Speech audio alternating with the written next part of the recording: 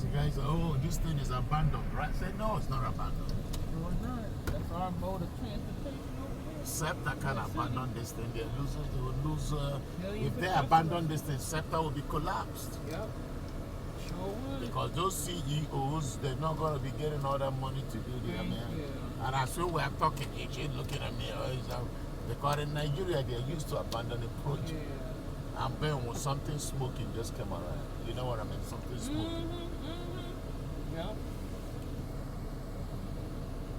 It's a stupid country. They don't want to maintain nothing. Somebody there, you know how much we're paying for maintenance on this thing. We should just